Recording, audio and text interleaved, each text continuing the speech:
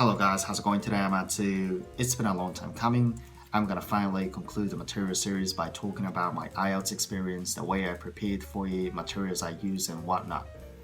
So it occurred to me that I want to do this video in English, so I added CC subtitles. So let's get started.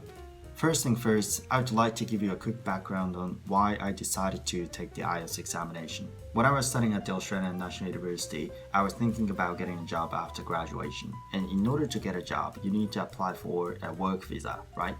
And in order to apply for a visa, you need to prove your English proficiency by taking an English examination like IELTS and TOEFL. The first time I took the IELTS examination was 2014 when I was in my first year at grad school or the Australian National University.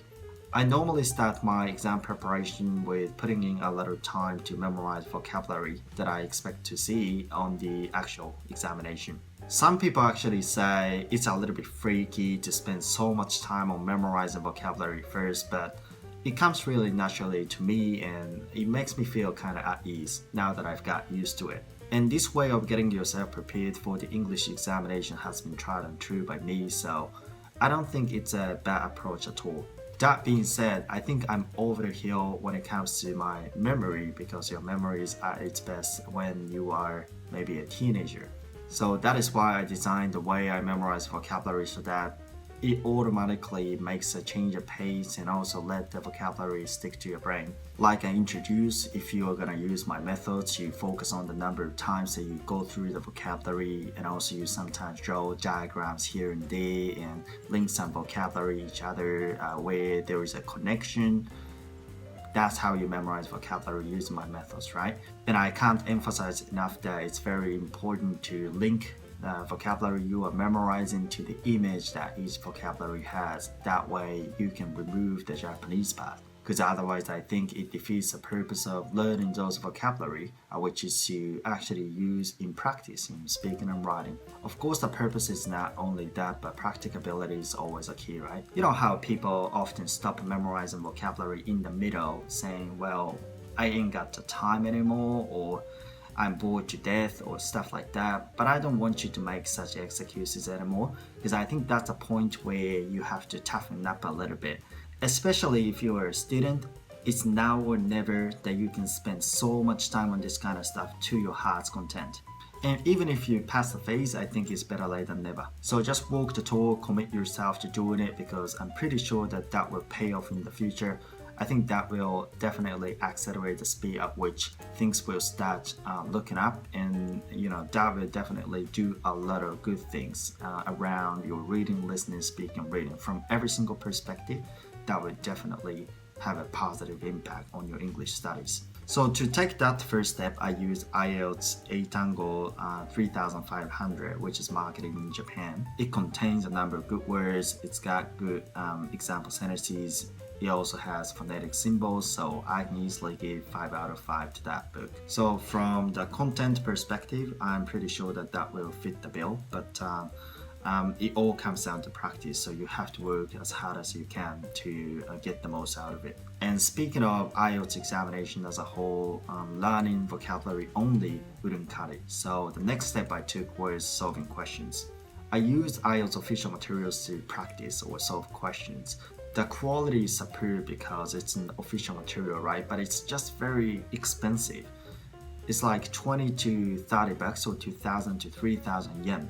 So I wouldn't say it's a ripoff, but if only it were cheaper, right? You could possibly access like a PDF version, but I think it's sort of a gray zone, so to speak. And last but not least, I use a couple of videos on YouTube as well to practice my speaking. They were not shabby at all, and I added some links below so you can check them out after this video if you want to. Using these questions, I kept solving questions again and again, day and night, and got myself prepared for it. So on my first try, long story short, I screwed up big time in the writing section. My score was 8.5 in listening, 8.0 in reading, 6.0 in writing, and 8.5 in speaking. So I had to do a double take. Looking at this score report, if I didn't know better, I would think, well, something must be wrong with this, right? Because the same person got 6.0 in writing as opposed to 8.0 and above in the other sections. So It's hard to swallow. And I did a lot of thinking, a little research as well, and came to know that the IELTS is an accuracy test.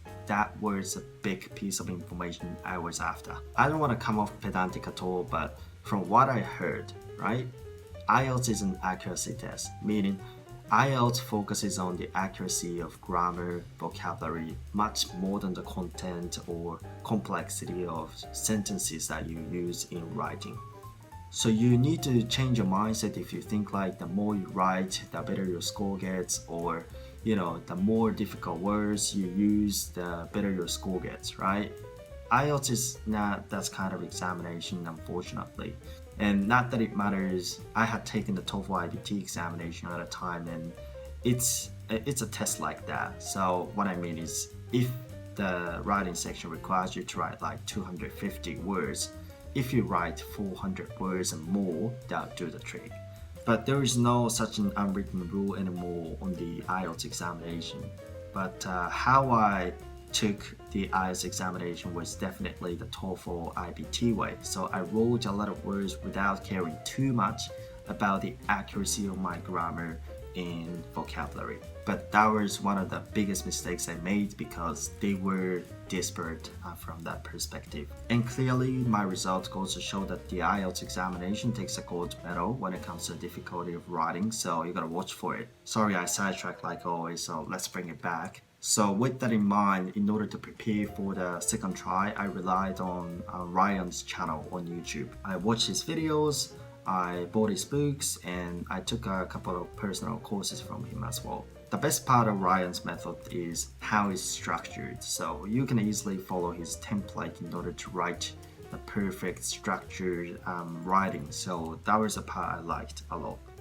And truth be told, I think he uploaded a number of videos where he explained his methods, so I think checking all his videos is a first step to take, and then think about whether you need to take courses or buy books. And then I did my second try. The result was shocking. You know how his score is lined up in the actual score report in the order of listening, reading, speaking, and writing. So the way I enjoy the moment of checking the score is I use the right hand and cover the whole thing and gradually shift the right hand to the right to check each score one at a time. So that's how I enjoy the moment. So this time I got 8.5 in listening and 9.0 in reading. Off to a good start, right? And this is where it tends to get a little bit mind-boggling, because I already knew that I did pretty well in reading and listening. Especially reading, I finished with time to spare, so I was pretty sure that I was able to, score it or nail it down. But writing and speaking, you never know, right? So this is where I get a little bit nervous.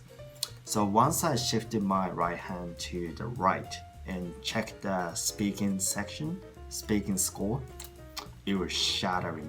I got only 7.0. Whereas my first score, 8.5. So I was like, man, who said IELTS is an accuracy test? You guys are not accurate at all, but now requiring us to be accurate, that's not fair. So was my 8.5 just a fluke, or was it just a normal hit and miss, or I wasn't really sure. I was so confused. Because no matter how you look at it, right? I cannot think of any reason that explains the 1.5 difference between the two performances on the two trials.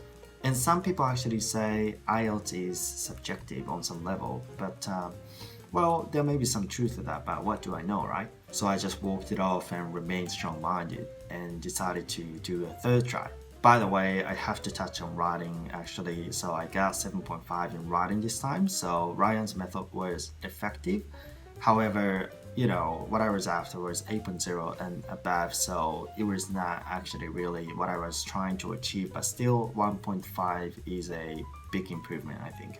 So when I prepared for the third try, I took a different writing method or approach by using Hack the IELTS, which is available on Facebook. And I sat down to take the tests and got the score report as always, did this ritual, and this was a final score. Listening, reading 9.0, writing 7.5 again, and 8.0 in speaking. So I think I proved that my speaking, or 7.0 on my second try, was just an accident, hopefully. So I've had it, the next try is not happening soon. I need to take some time from the IELTS. So overall, I got 8.5. Well, overall, it looks good, right?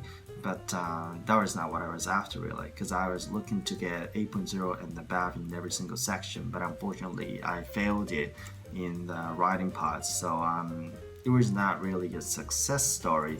But hopefully, sometime in the future, I can take it again and nail it down.